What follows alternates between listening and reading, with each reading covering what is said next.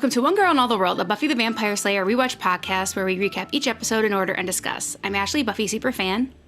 I'm Kimmy, Buffy newbie. You can find us on all major podcast apps, YouTube and Instagram, with new episodes on Tuesdays. So, hello. Hello.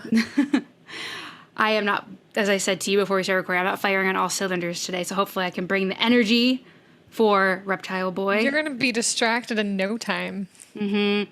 Yeah, so today we're talking about Reptile Boy Season 2, Episode 5, which isn't the cream of the crop. No, definitely not. With Buffy episodes. But like I said last time, we do follow it with my favorite Halloween episode, so we'll just get through. Great. There's some good, there's some... I still have stuff to say about it. Yeah, exactly. It had some things. Yeah, no Buffy episode has nothing redeemable about it. I was going to say it had redeeming qualities. So yeah, okay. For sure. Okay, so let's talk about the synopsis of Reptile Boy. Reptile Boy originally aired on October 13th, 1997, written by David Greenwalt and directed by David Greenwalt. And the synopsis is, Buffy and Cordelia become unlikely party pals when at a fraternity bash, they are offered as a human sacrifice to Makita. Yeah. Makita, a horrible half-man, half-naked creature. I don't even know if I'd say it was half-man. It was really creepy. It was like half reptile monster, half snake. Yeah. More like. Yeah. But, all right, so we open with the Slayer opening again. I'm just saying, okay. Anyway, I'm just going to not even give it the air that it doesn't deserve. The breath. And we start the episode at Buffy's house. Buffy, Willow, and Xander are watching a Indian or Bollywood musical. Yeah, whose house are they at? Yeah, they're at Buffy's bedroom. And I looked up, usually on like the Buffy Wikipedia site, like it tells you like everything that's going on. But like it didn't like mention what this was. So I had to like Google it.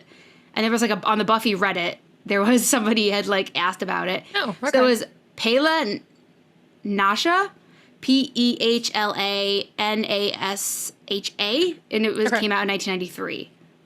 Interesting. So that's what they were watching, and they're trying to like basically decipher what's going on because obviously it's not in English, and there's all these like really weird plot points that they're trying to like put together. And while they were doing this, they're talking about how things have been quiet on the Slayer / Supernatural front, and Buffy's enjoying it. Yeah. And Xander's like, things have been boring, and we're just sitting here, like, watching this, whatever, this thing we don't even understand. And he's kind of feeling like, oh, nothing's going on. But she's like, oh, well, I'm happy that we're having a boring moment. Exactly. Because she can actually breathe. So yeah. she's all happy about it. And then we got to a frat house where a girl is, like, busts out of the frat house, like, out of a window or a sliding door. A top store window. Or like a sliding glass door or something. And she escapes into the graveyard because the frat house and the graveyard, like, butt up against each other. And she's running, and she's looking behind her. And eventually she does get caught in the graveyard. And we find out that her name is Callie. And she's caught by these guys in, like, brown robes. And they kind of drag her back towards the frat house. Yeah. So, big surprise. Frat boy's up to no good. Anybody shocked? This whole episode was interesting about that, actually, yeah. Then we had the credits. And then in the quad, Cordy is talking about how she's listening to the advice of probably like a advice columnist called Dr. Debbie. Was ridiculous. So Cordelia. And how you have to laugh, like really laugh and like really listen. Like, it's just like ridiculous. Like, but basically faking all this stuff. Like faking interest. Over the top. Yeah. Faking that you're like interested or that something they say is humorous. And faking that you are intensely listening on everything they say. So that's what you're trying to be working on, not actually whether you find them funny or if actually giving this person the time of day and listening to what they're saying. No, just giving the illusion of those things. That's the advice that Dr. Debbie is giving. Such great advice. Willow and Buffy come around, and Buffy says that she dreamed about Angel for the third night in a row. Mm-hmm. And it seems like they're a little bit of wet dreams. It's hot and steamy. Yeah. So, and Willow seems a bit like, aw. She kind of seems like she's had these kind of dreams about Xander. She's like, you know how you can like feel his lips and this and that, and you can smell his hair. Like, she seems to know a little bit too much about that. She has obviously had dreams about Xander. I didn't catch that. That's how I feel, that she was really into it too. They could relate on this. Because they both have feelings for guys that can't have. I do watch. I liked watching their friendship develop. Like they're becoming closer and closer, and I've been enjoying that. Mm-hmm. Well, they have this at this moment. They have this in common. Yeah. They both can't make it happen with the guys that they have the hots for. So they have to stick with these, these wet dreams. Yeah. Willow, and they're debating, like, I can't have a relationship with him. Like, I don't know why I keep kind of going back. I just keep thinking about him, but, like, it's useless, basically, because he's a vampire. Yeah. And Willow suggests that she asks him out for coffee, because there's, like, no strings attached, like, very low stakes. Yeah. Get together. Yeah. Is inviting him for coffee. And she kind of just, that sits with Buffy, so we'll see. Yeah. Xander comes around, and him and Cordelia spar a bit, which is actually pretty good. And she says that she's dating. Yeah. I can't remember what the fraternity was.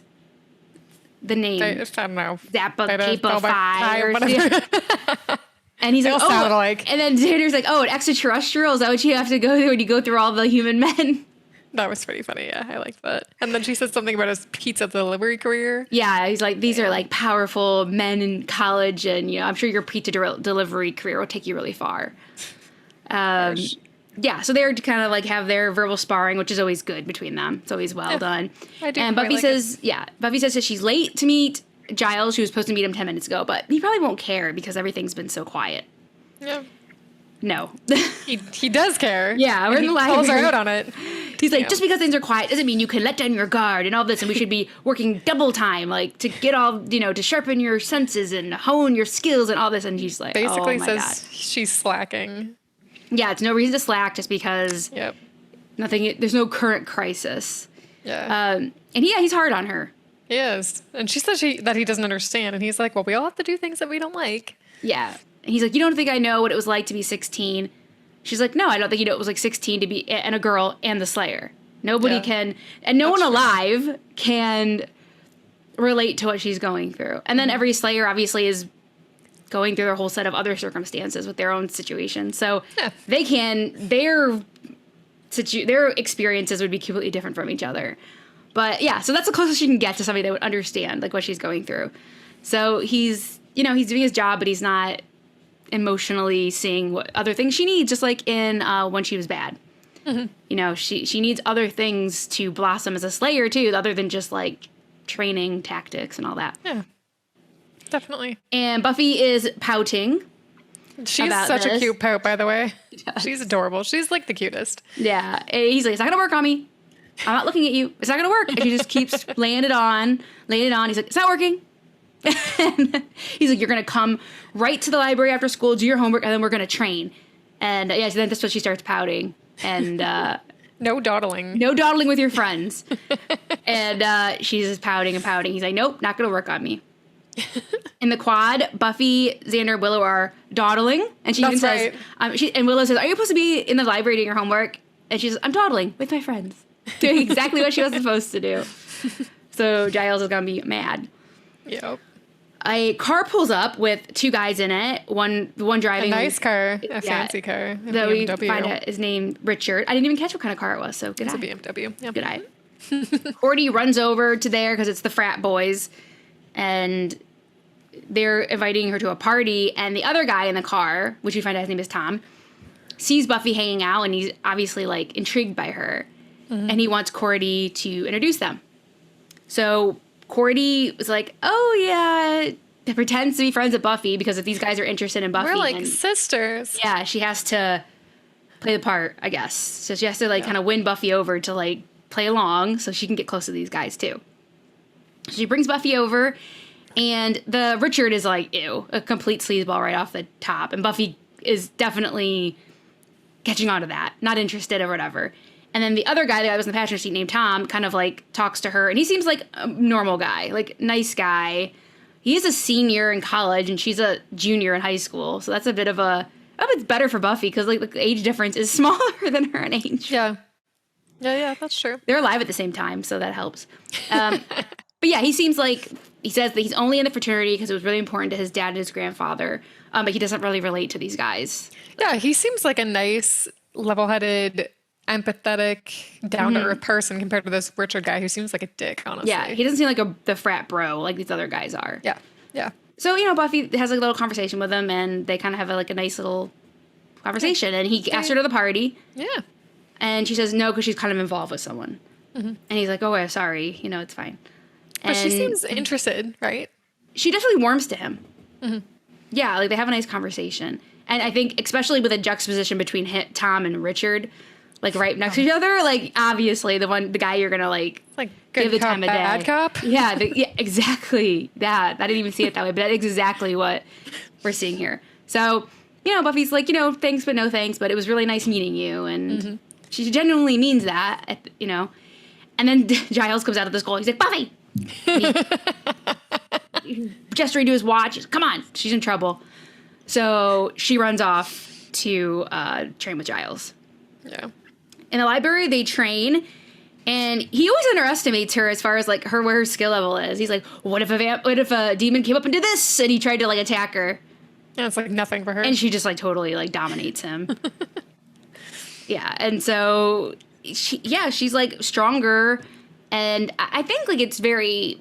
They say once in a while like she's like the strongest Slayer, like she's just more advanced than other Slayers. And we see that over and over again when Giles is like, thinks she's at a certain level and she surpasses that, like when they're training. So in the graveyard, Buffy is patrolling. This is the first episode that we use the term patrolling, which is the we've used hunting previous to this, which we really don't use for the rest. It really transitions into patrolling, and that's like what it is. That's what you call that. So we introduce that here. I think Willow says it later, so I don't think we get it in the scene, but that's what she's doing. She's patrolling. And she sees something on the ground, and she picks up a bracelet, so your guess was right. Woohoo! I got one. Yeah. It's a half of a bracelet. Yeah. And it says ENT.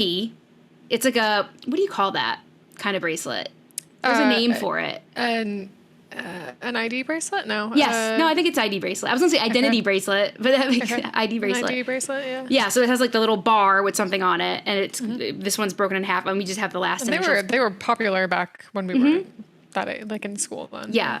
So ENT, that's all she has. Angel comes up and says there's blood on it. So he can smell the blood on it. She says it seems like it's thin and small, so it looks probably like a girl's. Yes, thank you. That it belonged to a girl. It's dainty. And they fight about dating. She says, like, oh, wouldn't it be great to see each other when the blood's not involved? Yeah. And he is resisting. His response is like, yeah, well, he's like, what? He's concerned one thing leads to another, and how it's not a fairy tale. And she said, which I kind of missed the end. She said she wants to die from his kiss. She said, when you kiss me, I want to die. Oh, when you kissed me, I want to die. Okay, yeah. And there's been a lot of debate on what she means by that. I was a little confused by that. I was just like, Yeah, it's you can interpret it several different ways. Okay. Like, I thought that's what she said, but I was like, no, I must have heard it wrong, because that just sounds so weird. So yeah, he says, like, when I kiss you, you don't wake up from some fairy tale and live happily ever after or something like that. And she says, no, when you kiss me, I want to die. Yeah. So that's a pretty... What's your personal interpretation? I think she just means, like, she's just so overcome with feelings. Emotions. Yeah. Okay. Yeah, I could see that. Some people are like, does that mean that she, like, is in an emotion place where she's like, I'll become a vampire? I don't think so. Okay. But there's a lot of people who are not sure, because it doesn't seem like something Buffy would really say. Yeah. So yeah, there's a lot of interpretations of, like, what she means by that. I just think she's just really overcome by him. Yeah. So she runs off, and she's like, bye. Yeah, she's like, you know what? Forget this. Like, she's chasing after him, and he's just not interested. Yeah. And he says, it's interesting, because throughout the show, without telling you about spoilers, like, we get a first glimpse of it here when he says one thing could lead to another, or, like, this could get out of control. And she's like, isn't that how it's supposed to be? She really wants, like, an intense love. And Angel doesn't think that's a good thing. And after she goes through some things, she reevaluates if that's a good thing or not. It's interesting, because this is like she bounces back and forth, and, like, obviously she goes through a lot of stuff in 7 seasons. But I think if she is 16 right now, she goes through a lot of things that make her grow up. But it will be interesting. We hear her talk about this, like, passion, like, it should be intense. It should be, like, entwined with pain and fighting. All of this, and she tries to fight against that and, like, have really, like, have, like, a very peaceful, normal, try to go for that kind of romance. But it's interesting. This is the first time we were here to talk about that. Her perspective on how romance should be. Okay. Yeah. And when she's 16 at this point, anyway. Yeah. Yeah, and she runs off. And she's not happy with it. I know he's trying to just come around to help her. Like, I know he's there for a reason. Like, he's there to, like, help her, not date her. But things are getting messy. So it's like he can't just, like, in his mind, he can't just stay away from her forever. Like, he's supposed to be helping her. But there's complications. He can't just ignore, it's almost like he's trying to ignore how they feel for each other, though. And that's just not great either. And then it's like, he's just both hot and cold. Because, like, he's jealous of Xander. And then they hold hands and walk away or whatever. And then he's like, no, this can't happen. Yep. And they kiss the first time. Then you can't. Yeah, they've kissed twice. And it's like, okay. In the classroom, so Buffy's obviously feeling down because the conversation with Angel didn't go well. Yep. And Cordelia is like, okay, they really want you to go to this party. Like, can you please come to the party with me? Because she can't go if Buffy doesn't go. Yeah. Which is kind of lame. Really obsessed with how rich these guys are. Yeah. And I'm sure they're not like Cordelia, like her last name's Chase. Chase family, Cordelia's family is wealthy. I was just going to say, isn't she rich anyway? So she has her own wealth. She's wealthy, but I don't think, when she talks about these guys, I think it's like another level of wealth. Another level of wealth. She says that they like Richard Anderson, that guy that was kind of like a dick. I don't like him. He was Anderson Farms, Anderson Aeronautics, and Anderson Cosmetics. So like that's like a huge conglomerate. That's not what her, like, Cordy's dad, whatever money he has, or her mom or her family. He's not in the same ballpark. But she does seem all of a sudden obsessed with these rich guys. She's 17. What does she think? She's going to, like, marry one of them right away and then be rich forever? That's exactly it. Yeah, and what, be like a trophy wife? Yeah, I don't know. It's strange. But she is very preoccupied with these rich guys, especially Richard Anderson. And to Cordelia's shock, Buffy agrees to go. Yeah, I mean, and I, like, at this point, I was like, good for you, because Angel's kind of sucking right now, so you go do you, go have fun. Yeah, like, what is she supposed to do? Yeah, wait around forever? No. And then we see the hot and cold when Angel's like, does she have a date? Like, yes, exactly. Why do you care? Why do you care? Well, what do you want her to do? You don't want her to be with you, but you don't want her to be with anybody for the rest of her life? Like, so I don't understand. Yeah, Angel. And so Cordelia's happy about this, and they are going to... So it's like we're sisters with really different hair. Oh, yeah. She keeps going on about Buffy's hair. She's insulting Buffy's hair. Yeah. I wrote it down. Delta Zeta Kappa. Delta Zeta Kappa. Basement. Richard brings in... There's basically... Richard is in a robe, and they're in like a dungeon, cavern, basement situation. Oh, the other thing we didn't mention is that, like, when that girl at the beginning was taken by the guys in the ropes, we saw Richard's face. Mm-hmm. Richard was the guy that caught her. Mm-hmm. Yes, thank you. Yeah, I forgot to mention that. So this guy's being initiated, and they're saying, like, we serve Makita, and this guy's basically pledging loyalty to this group, and then they're gonna party. Yeah, it's so weird because they're like, in blood I was baptized and shall reign in his name, and then beer. Yeah, and then brewskis, and then they turn back into frat boy, regular frat boys. So weird. So it's party time, and we see that Callie is tied up there. She's been like witnessing this whole thing. She's just been tied up, and she needs Richard to let her go. Of course, he doesn't, and so she's been hanging out down there. Yeah, it just looks like it looks like a dungeon, honestly. Like I wrote dungeon in my like margin notes because it looks like a dungeon. It definitely does, yeah. In the lounge, the student lounge, Buffy tells Willow and Xander that she's going to the party with Cordelia. Yeah. And they're shocked, and she's kind of like cringing when she tells them because she knows like what they're gonna think. No, it's not like her too. Like, this is a little out of character for her to want to go do something like this. Yeah, and she complains about Angel, how it's not going anywhere. Yeah, he's barely talking to her. Mm-hmm. And so she's like, at least Tom can carry a conversation. And Xander's like, it was all about this. All about her not, like, moving on from Angel. But I agree with Xander when he says, out of the frying pan into the fire with some 24-year-old frat boy. Like, I kind of get Xander's, he's not coming from the same place I'm coming from. No, but he's coming from jealousy. But yes, and I'm like, the sentiment is accurate. Yeah. I don't know. Yeah, exactly. In the library, Giles is caught pretending to fight demons. Yeah, that was funny. He's just like, whoo, whoo, whoo. He's like, what if a vampire or a demon comes? Get it, Giles. Yeah, he's just like feeling himself, and he's like practicing sword fighting. He looks good. I mean, he looks like he's fighting well. I don't know. Yeah, it looks cute when he gets caught. And he's like fixing his sweater vest. And I didn't see you guys lurking over there because Buffy, Willow, and Xander come in. And funny. Buffy brings the bracelet. ENT tells him that Angel smelled blood on it. And he's like, okay, well, we must like get on this and see what's going on. And Buffy lies and says that she has homework to do. Her mom is sick. Ooh. When she really wants, gonna go to the party.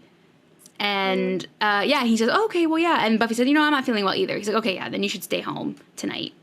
And so she lies to Giles to get out of patrolling. It's crappy. Yeah. In the hallway, Buffy talks about lying to Giles. They immediately, Willow's like, oh God, you lied to Giles. Well, also she's like, you're like, there's gonna be drinking and older guys and probably an orgy.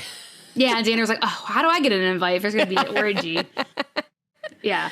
So he's now Xander is kind of interested in this party. Before he was not for it, but now he's like, maybe it's gonna be good. Sounds like it could be fun. In the lounge, Cordelia is giving Buffy the party rules, and they are Buffy breaks one of them for sure. Yeah. Don't wear black silk. I saw that too. Spandex. Buffy does wear black because those are Cordelia's looks. Don't do that weird thing with your hair. What does that mean? Doesn't tell Buffy what it is. Mm. Be polite if someone speaks to you. Laugh at appropriate intervals. Lie to your mom because there will be drinking. It's a frat party. It's a college frat party. And give it all with her makeup, but keep to the shadows. Yeah. She's like, and I liked how she started off by saying, like, this isn't a night about fun. It's about your duty. And I just thought that was funny because, like, she can't escape some always kind of duty. Being talked to about her duty. Yeah. So even if it's not a Slayer duty. Yeah. This party is a duty. Like, it's just. It's her duty to help Cordy marry one of these rich rise jerks. Above. That's right. Yeah. Yeah. Willow and Xander talk. They kind of like are nearby and they see they see Buffy and Cordelia talking and they talk about how, they're kind of concerned that Buffy lied to Giles. Yeah. And that Xander's going to go to that party and make sure nothing crazy happens. So he's going to, this is actually my favorite line. He's going to protect her. Or Willow says this, you're going to protect her. And he's like, mm-hmm. And she's like, improve. You're just as good as those rich, snotty guys. Mm-hmm. And maybe catch an orgy. And he's like, if it's early. Yeah. Yeah, the orgy really piqued his interest. For sure. So weird. So we're at the frat party. Buffy and Cordelia show up. Somehow, miraculously, even with Cordy's bad driving. She, runs right into a car when she's parking. Yeah. Nice. And she says, she's like, they park so close. It's like, you park here. You're the one that hit the car. The parked car parked so close to you. Okay. Yeah. I mean, we saw how good Cordelia's driving was when she was in driver's ed. Okay, she was blind, kind of, but... That was apparently accurate, though. Eventually, she passed. Richard tries to give Buffy and Cordelia drinks. Cordelia takes it. Buffy doesn't. Mm-hmm. She's like, is there alcohol in it? And he says, yeah, and she doesn't want to drink it. So and then he's like, oh, when I was your age, I didn't like grown-up things either. That's being very super condescending. Mm-hmm. Yeah, I didn't like that. Yeah, Richard is what we would expect from him. Definitely something we would see that Cordelia would really be into. We see that Xander sneaks through the window. Mm-hmm. He falls through a window. He's wearing khaki pants and a blue polo, and his hair is all combed to the side. He looks very weird. He looks very square. I thought he looked nice. Oh, did you? I did. Oh, that's good. Good for him that you thought he looked nice. I guess I like vanilla. I like vanilla outfits. He looked so weird to me. Cordelia immediately runs off with Richard, kind of leaving Buffy in the lurch because she served her purpose. She got Cordelia into the party, so Cordelia's like, bye, see you later. And so Buffy's kind of awkwardly standing around, and this really drunk guy sees her from the other side of the room and runs at her. Yeah, that was so creepy and gross. It was just it was weird. It was weird, creepy, gross, all the above. And Buffy's kind of like a deer in headlights, But Tom pulls her away and asks her to dance to kind of get her away from that dude. And that guy immediately just where'd she go? And then sees another girl walk by and then just goes off for the other girl. Yeah, he seems great. He's real classy dude for sure. Yeah. So Tom and Buffy are dancing and he's like, wow, he's surprised to see her there.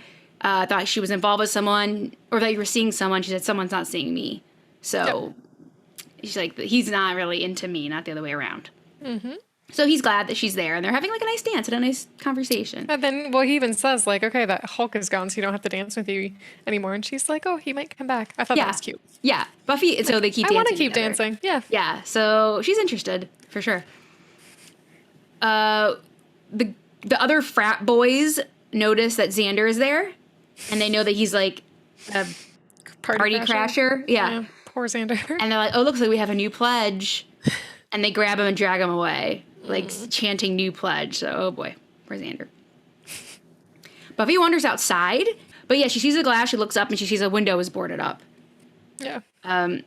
So she just kind of like sees where it came from. So she's curious. Tom and Richard come out and give her a drink, and she says she's just tired of being responsible, and she's got a lot of pressure on her. She's disappointed with Angel. She's got a lot of pressure with slang and everything, so she drinks the drink they give her. Yeah. In the library, Giles and Willow are trying to figure out the other part of the ENT. Yeah, so they're like making up all these words like rent, lent, dent. And they're just like putting it in something and it goes, beep, beep. Like, what is it? Those are real words, so you just put it in. It's not gonna like that whatever they're searching on is gonna know if that's the correct like match. I don't understand what that is. At any rate, Willow figures out that it's a bracelet from Kent Preparatory School, and then she finds out that there was a missing girl from there a week ago. Yeah, she realized like a lot of those girls. Beep beep program apparently worked. But it's her memory, it's her recollection that she remembers because she said she'd seen something like that before. That's true. She couldn't think where she couldn't place it. But when he said Kent or she said Kent, it brought back the memory that a lot of those girls at that school wear that bracelet. Yeah. So she looks up their school newsletter, and it turns out Callie Anderson, which is weird because that's Richard's last name. Oh really? Yeah. I didn't catch that. Nice catch. I was like, it's weird. Why would they give him the same last name? I don't know. I mean, it's pretty common, but I thought that was weird. Has been missing for a week. And at the party, the frat brothers dress Xander up as a woman.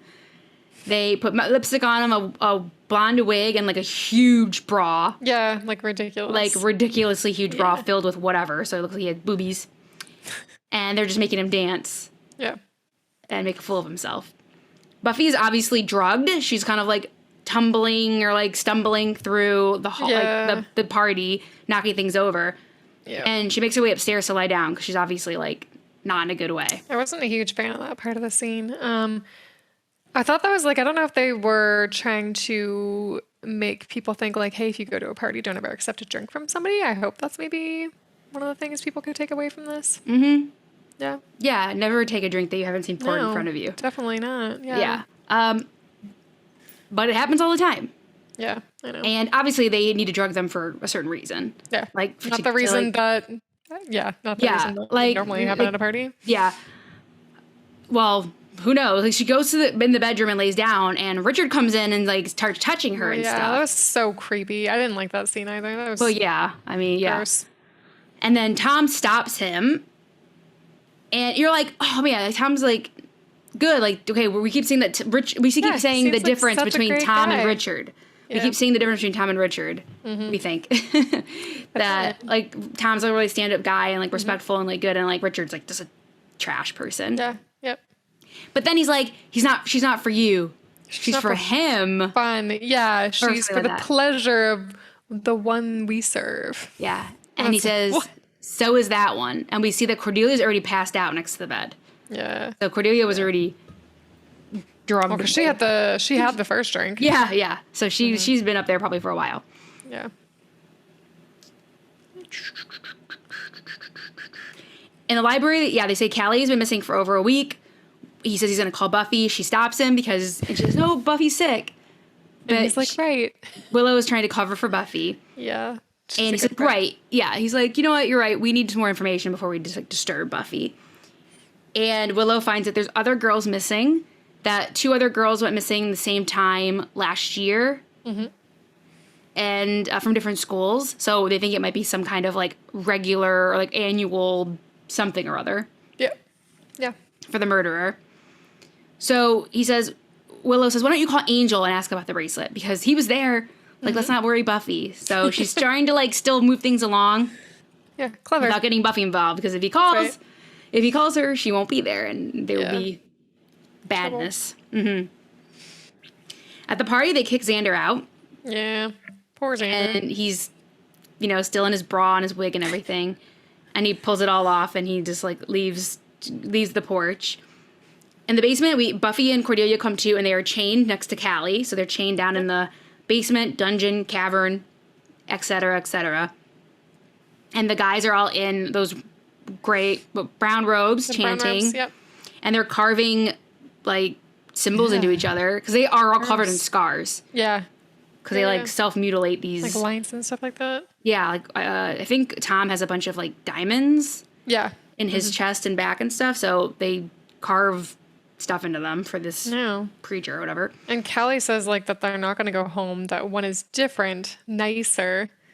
And then Buffy's like, and that Tom. he's the one you have to watch out for. Yeah. So, like, he's the most dangerous one, and it's Tom. And he was the nicest. Mm-hmm. So, he really was a good cop, bad cop. They were working together, but they were taking, like, two different strategies to get these girls in. Yeah. So, exactly what it was. They have 3 stones, and she says Buffy thinks it's for 3, one of each of them. Ooh, yeah, okay. And Tom says that Buffy's going to go last. And they're like, what does that mean? Yeah, what does that mean? Cordelia's freaking out. And so they have these stones, and they like, basically wash them or like put something on them, some kind of liquid on them. So something's going to happen with that. In the library, Angel arrives, and he says that Buffy found the bracelet by the south wall, and that butts up against the fraternity house. Mm-hmm. So Willow finally cracks. Yep. And she's says, like, Buffy! Buffy's there with Cordelia at a party. Because now she's like, could be life or death situation. So she can't cover for it anymore. Yep. And Giles says, she lied to me? And then Angel says, did she had a date? So he's disappointed, yeah. Mm-hmm. I mean, Giles is disappointed, and Angel's, I don't know, frustrated. Different ways. They're both disappointed. And Willow, good for her. She's like starting to like speak up and stuff, like not be as meek. And she tells her that she only went to the party because Angel gave her the brush off. Like, you're going to live forever. Don't you have time for a cup of coffee? And that Giles is killing her with the pressure. She's 16 going on 40. Like, you're just pushing her way too hard. It's too much. And she like goes on this whole rant. And then she's like, okay, now we have to go save Buffy. Yeah, I really like that. Xander is like leaving the actual like walking down the driveway or like trying to find his car, and he sees that Cordelia's car is still there because Cordelia's license plate is Queen C. So he knows that Cordelia's still there, which means Buffy's still there. So he doesn't leave because he didn't find them. Yeah. In the basement, the ritual begins, and they kind of chant about the gist of like their chanting and everything, and their whatever, the verses that they talk about, that they give Makita these sacrifices so that they can have, like, power and money. Yeah. Yeah. So they receive, like, all this money and, like, good fortune because every year they sacrifice these women to this creature. Yep. And they drop the stones in the hole. And this giant lizard snake comes out of there. Yeah, it's like it's like Creature of the Black Lagoon kind of on the top, and then like the body of a snake out of this like hole in the thing. It almost looks like an old well or something. Yeah, it does look like an old well. Yeah, that's a good way to put it. Yeah, something like that. And of course, everyone's like, "Oh no, this is not good." Outside, Angel, Willow, and Giles are at the fraternity house, and they run into Xander.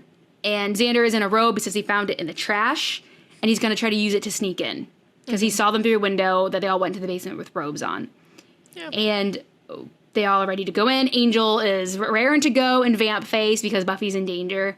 So they are all going to, like, try to get in there. Xander walks up to the door and has this, like, hood down and says, it is that jerk. It's that jerk that was, like, charging at Buffy. So he's probably not using his best, like, who he's letting in. He's completely wasted. Yeah. So he says, oh, I got locked out taking the trash out in my robe, in my ceremony. What? They were running around the graveyard in their robes, but they were chasing someone. But whatever, this guy's drunk. A little suspect. He's not putting 2 and 2 together. So he opens the door for Xander, and Xander punches him. And that leads in for everyone else to get into the house, and they start fighting some of the frat boys and trying to make their way in to find them.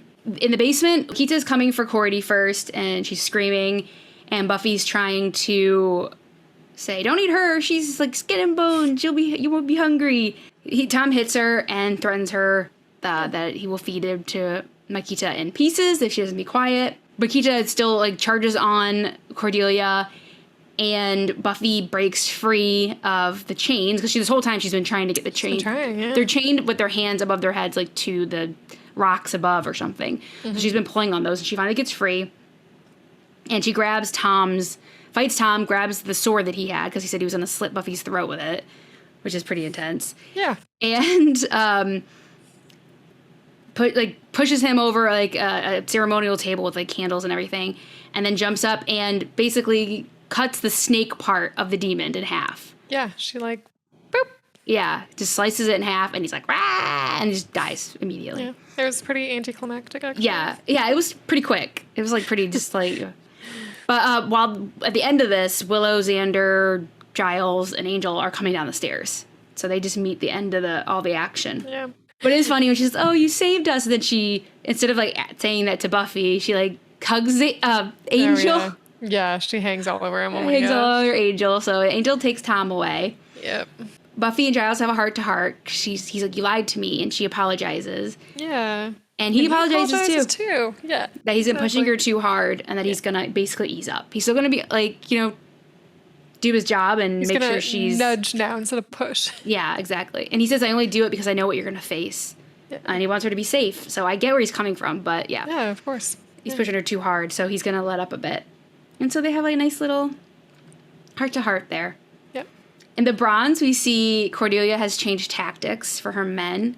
And she is now says that young men are the way to go. And she is now, I don't know, air quotes, dating, enslaving Jonathan, what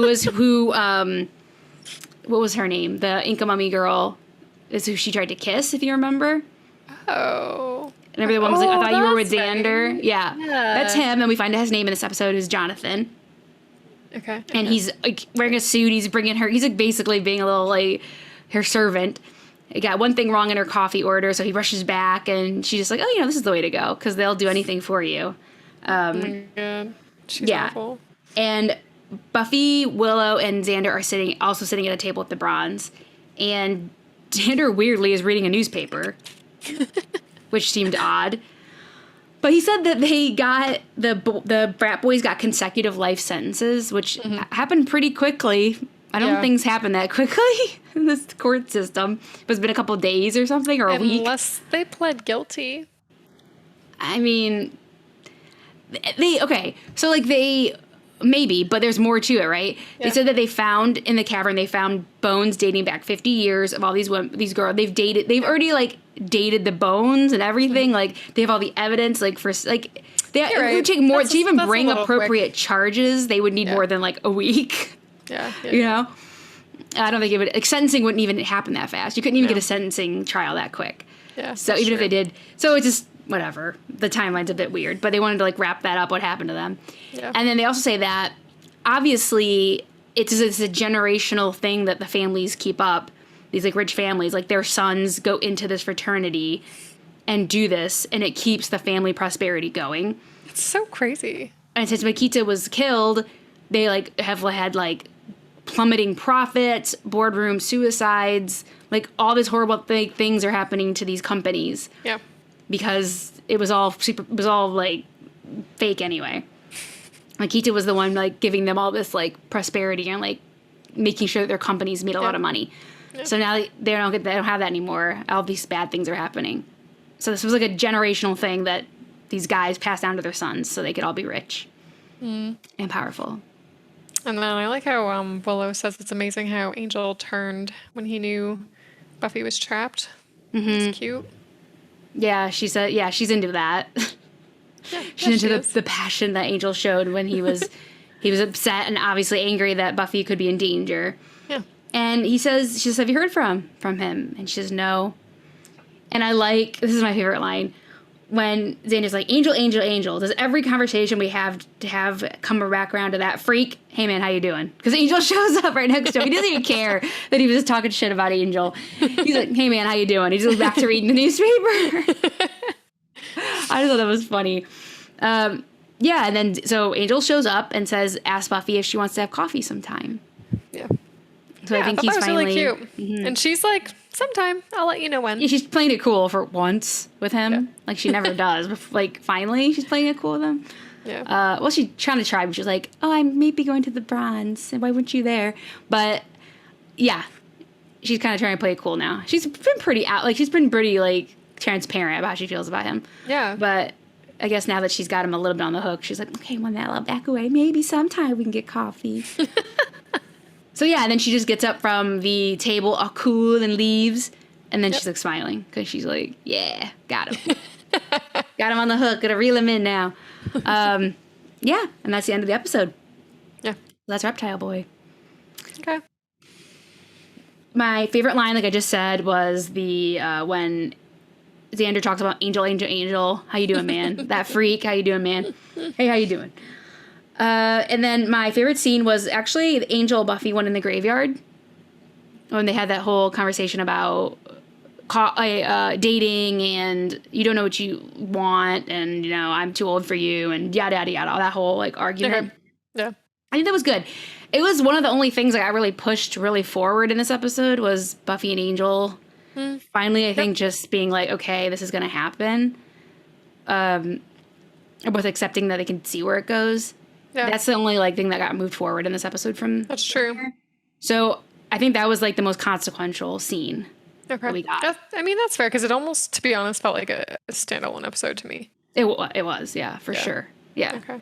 When Mila says to Xander to protect her and prove you're just as good as those rich snotty guys and maybe catch an orgy. And he's like, if it's early. Yeah. Well, we both had pretty much the punchlines were Xander in this episode. Yeah. So yeah, he had a good I'll say I had a runner up though. There was a part where like Buffy or Willow, again a Willow line, where she was trying to get the guys to go downstairs to go save Buffy because they were getting caught up with fighting upstairs, and she's like, guys, Buffy, Snake, basement now. Yeah. I thought that was funny. Yeah, Willow's just like, I'm just gonna hang out here until you guys can get through. And then my favorite scene was actually when Buffy and Giles apologized to each other. That was good too. It was cute. That was a little bit more character development, and I liked that. How he really does try to empathize with her. So I liked that. Yeah, that also I say would be like the other consequential scene in here. Yeah. That they're starting to understand each other more, or he's trying to understand her more. Yeah, and she, I mean, she's just trying. Yeah. Period. Yeah. End of. Yeah. So I gave it 3 steaks out of 5. Okay. This plot was so. Like, I kind of liked the plot point of, like, them doing it, the generational aspect, where, like, all these men have, like, passed down this, like, ritual to their sons and grandsons and stuff, and it keeps the family prosperity going. Like, of these, like, Fortune 500 companies or, like, these huge conglomerate companies. I kind of liked that idea, that was, like, what it served. I think that was pretty original, but, like, the rest of it, like, whatever, it was fine. Okay. I thought it resolved too quickly, which we talked about. And there was another episode that we thought it happened with, the Master. Even we thought the Master was, like, killed too quickly. Yeah. I thought it was resolved a bit too quickly. I think there was a lot of good Angel Buffy stuff in this one. Yes. Yep. But on this rewatch, I feel like I'm not really feeling the chemistry like I have in the past. I agree. Yeah, I'm just not feeling it at this point. Like, on my first rewatch, I was like, all about. On my first watch, I'll say, first couple watches, I was all about it. But because I wanted it to happen. But I guess I don't know. I'm not feeling that. I'm not buying them right now. Okay. I guess. So even though, like, they're the main thing that moved forward in this episode, that's the only thing that's really going to carry on into the next episode. Nothing else consequential really happened. So, but they worked through some stuff. Yep. In this episode, so there was some stuff there, but overall it was just a one-off. I also gave it a 3 steak rating, and very similar to you. Like, I felt like it was like kind of a standalone episode. I did like the development between Buffy and Angel. Like, I feel like they did talk some things out, which was good. I liked the development between Buffy and Giles too. I thought Willow and Xander were also great in this episode. So I thought, like, there was some good stuff, but just, like, the basic plot itself just wasn't enthralling to me. I think all of our characters were good. Like, they all were compelling and stuff, but, like, the plot about Makita was a bit weird. Other than, like, I did like the, like, generational aspect of it. I did think that was, and I liked how when he was killed, that, like, all these companies started failing and stuff, because that's how they stayed afloat and had all the power and wealth. So I did like that aspect of it. Yeah. So yeah, that was Reptile Boy. Not gonna be one for the books. Nope. But, you know, every show okay. is going to have a few of those. It's like it can't always be like that. Yeah, they can't always be like Halloween next week. Okay, I'm looking forward to that Buffy one. does like several Halloween episodes. Okay. And this is my favorite one. Okay. Ooh, wow. Okay. Our first one. This is the one I rewatched the most of the Halloween episodes. Really? Yeah. I'm intrigued. There's like 3 at least. Okay. Yeah. So this is my favorite one. So your question, it's called Halloween. Like, for your question for Halloween, our next episode, Cordelia, Xander, Willow, and Buffy dress up for Halloween. Can you guess what they dress up as? You only have to get one right.